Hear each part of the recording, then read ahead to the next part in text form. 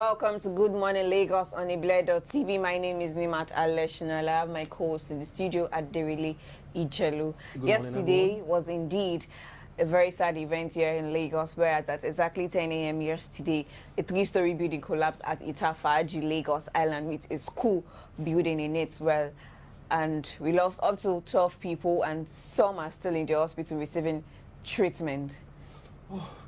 It's a very, very, very sad experience back then yesterday. But some of the things that happened yesterday was that, okay, we thank God that they are just 12. Because from what we read, they're actually going for inter-sport competition, blah, blah, blah. Some set of the students are already in the venue. Why the school bus is coming down to that to pick another set of the students before that thing happened. Meaning not all the students in that building were in collapse altogether. Meaning that, assuming all the students were, there's going to be like maybe 100 of students. The casualties will be more. But something we read also saying that the Lagos State government has given them notice on 3 different occasions.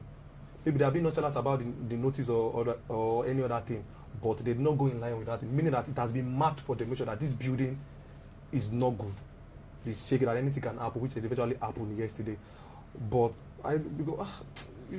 we still owe it to the government, because the government, after you serve out a notification to a building, that building should be vacated within the specific period of time, and those living in it did not adhere to it. This is left to the government to take immediate action and do whatever they think it is right, because you can't just leave it based on your imagination, thinking that they would leave and they wouldn't leave. Since, okay, assuming they force everyone of them in that building to leave, what happened yesterday is not going on. Exactly, it shouldn't have happened, because we've seen a whole lot of demolition going on here in Lagos, and people have always been having this conception that, oh, why is the government doing this? But take a look at the situation yesterday. If they had done exactly the same thing to this building, it shouldn't have happened. A lot of people lost their children. Mother of 7 lost all the children. Mother of 7, mother of 3. You know, I saw the joy in the parents' eyes when he found his child. You know, everlasting prayer. Yes, you know, it was really touching. You know, there was also a pregnant woman there in the building too, but she died at the hospital. A whole lot of people died not at the same, but at the hospital, because they were not treated to immediately. They were not attended to immediately. I think what the government needs to do, Governor Akim Mahmoud needs to do, is to penalize the minister in charge of it, because the governor himself will not be the one in charge of everything. Yes, he was there yesterday, and he said for those that are still alive, they will be getting a free treatment. And the minister in charge should be penalized, because I'm sure they know that, okay, this building is weak, and they should have, evacuate everybody and demolish it as soon as possible. Because of their nonchalant attitude, they did not carry their responsibility. Definitely they should be penalized, because this has lots of casualties, tragedy, and what have you. I wonder what's going to happen concerning the proprietor of the school. Maybe she's alive, because this is just like some people might say in Yoruba that she's responsible for this kind of thing. Why are you going to build or have a school in a place that, okay, the building is not good? But apart from that, I learned that, okay, that particular Itafaji, let me just say Lagos Island as a whole, we have lots of weak. Yes, it has one of the highest numbers of old buildings in Lagos, and the government has not even found time to go there to look at how they can make use of that place to be better. But really, because they really need to look into the issue of that particular area, Lagos Island. It's full of so many buildings, and the closeness to themselves. There's no space, no ventilation. So I don't know how people survive there, really. I think, well, may the soul rest in perfect peace. Amen. Amen. And condolences to the family of those that lost their words. Oh, beautiful souls. Exactly. Children. Well, let's get down to the business of the day, starting off with the headlines for this morning. Starting with the Punch. Supplementary election. CUPP accuses Kano of allocating 223 million naira to councils. Lessons Iyediora can learn from Okorocha's demolition. INEC lacks power to withhold my certificate of return, says Okorocha. On the Nation newspaper this morning, Lagos, Abuja hosts maiden FCV Gladiators football camps. 12 feared killed, 9 injured as armed men attack Kaduna community. Southwest APC urges Oyo chapter to plan for 2023. This is coming after the defeat in Oyo State. And lastly, 18 died, 41 injured in Lagos Island building collapse. This is another news coming. 18 died, 41 injured in Lagos Island building collapse. That's what Anima was talking about earlier, the Itafaji building collapse. And on the Vanguard news headline, well, this one is saying that 9 dead, scores injured in collapsed Lagos building.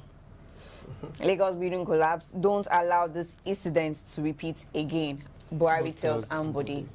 Because this is a matter of both state and federal. Forget the fact that it is happening in Lagos State. Still, it is still a property of the federal government. Exactly, because what happened yesterday in Lagos, everywhere in the country and outside the country, because it could people outside anywhere. the country, UK, United States of America, just like they be saying something about this collab, meaning that okay, the Nigerian government is not working, because they not mentioned the part that okay, it is governor of Lagos that's responsible for this, that the Nigerian government is not working. Meaning Buhari is also involved because Lagos is in Nigeria. SSA resigns to protect Ganduje's refusal to accept defeat. Rivers vendor laments deep in sales over election crisis. Well, that's all we have for you for the headlines for this morning. You could pick up any of these newspapers to read more stories on them. Let's go on a short break. We'll be right back.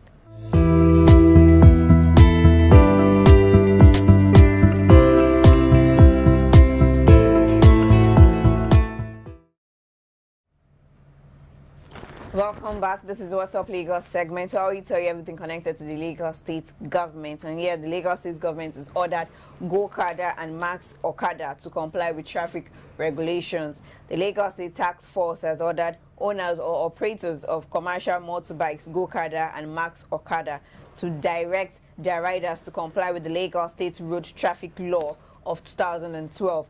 Just as it impounded 23 motorbikes on restricted routes and arrested 10 riders. The chairman of the agency, CSP Olayinka Egbeyemi, disclosed this during enforcement operations on motorcyclists operating on restricted routes, as well as those driving against one-way traffic around Ikeja, Ojota, and Maryland. CSP Egbeyemi stated that out of 115 motorcycles impounded during the enforcement operation, 22 were of Go-Kada and Max Okada, adding their violation of traffic regulation by the motorcycle operators is illegal, as they do not have valid documentation backing their operation in the state. Wow. Okay, basically in Lagos, one of the reasons Lagosian decided to go for Go-Kada or Max is just to beat traffic. And a friend of mine just said this earlier this morning, saying, okay, because I want to beat traffic, I need to go to an appointment to get something done. Decided to go for Go-Kada or Max AG. Does not mean because maybe there is traffic and Go-Kada is going to wait. So what's the essence of him ordering the Go-Kada and Max AG? Because you just need to get to that place as early as possible. Meaning, Go-Kada, you need to get there as early as possible, meaning they have to be fast and accurate. And the reason why Lagos is saying this because I believe because they have name compared to the normal Okada rider that can just go. If anything happen, you don't know the culprit you're supposed to get down with. But this one, if anything happen, they know their head office, the person in charge, they can sanction the person. But for development, I think it's better for them to follow the rules and regulations of traffic. Yes, exactly. And then they're actually, the main point here is for them to take the right route, don't take illegal routes and one way around some particular axis. I think for Lagos government saying something like the minute they've seen them doing one or two. And yes, when the red light tells you to stop, you should stop. In just forgetting the fact that you're an Okada rider or you're a car owner. So the rules is for everyone. The rules was put there for safety for Go-Kada, Max and seniors yes, exactly, in the state. All right. Also in Lagos, the Lagos doctors urge Sanwo-Olu to resuscitate 37 non-functional healthcare centers. The Medilag 90 group, made up of the 1990 medical and dental graduates of the University of Lagos College of Medicine, have urged the Lagos State Governor-elect, Mr. Babajide Sanwo-Olu, to resuscitate 37 non-functional primary health and dental care centers in the state when sworn in. They made the demand in a press statement congratulating Sanwo-Olu and his wife, Dr. Ibijoke, for the victory of the polls. Spokesperson of the group, Dr. Dele Babade, said they are happy on the election of the husband of their classmate, Dr. Mrs. Sanwo-Olu, saying it is a thing of joy for us, and we are quite confident that Dr. Mrs. Ibijoke Sanwo-Olu is professionally prepared and ready to play a major supportive role to her husband as the first lady of the preeminent state in Nigeria. I mean, the classmates of the wife of the governor. Class Medilag 90. Medilag 90, saying, okay, after the governor has been sworn in May 29, that means he should try to resuscitate all the 37 primary health care centers in the state, meaning it's going to help develop the health sector in Lagos. And since she's part, she's one of them, so she should know everything that is needed to make sure that Lagos State has one of the best medical attention. Even during the electionary campaign, she had some. They had some Sanwo-Olu health care, giving people free glasses, free days, not only glasses, but everything concerning to the body health, so that they can just like improve their health system. Yeah, definitely. Okay, that's all, yeah? And that's all we have for you for our What's Up Lagos segment. Let's go on a short break. We'll be right back. Don't go anywhere.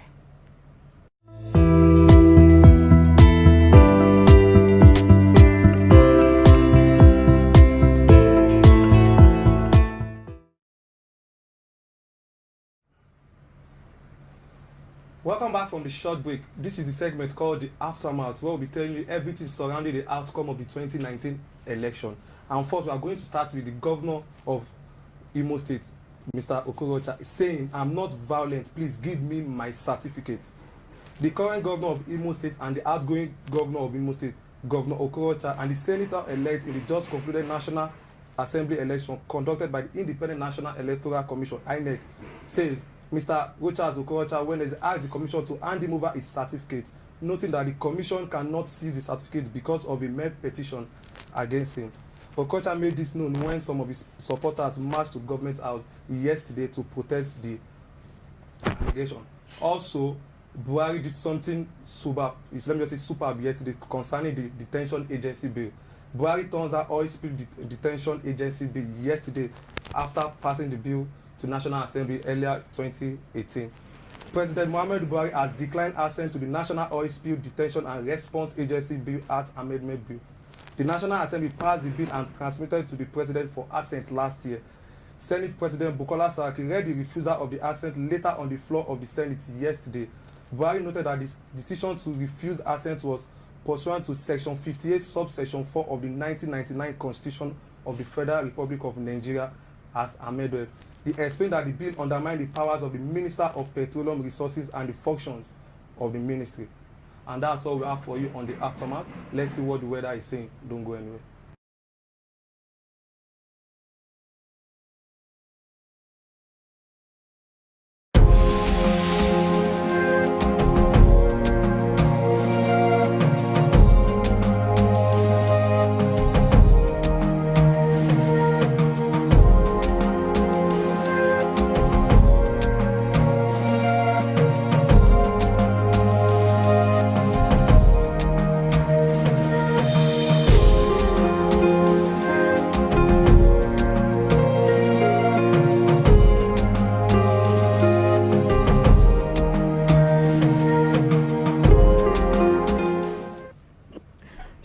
That was the weather report for today. 32 degrees high, 26 degrees low, and 29 degrees centigrade at the normal rate. Probability of rain is 49%. Humidity is at 77%.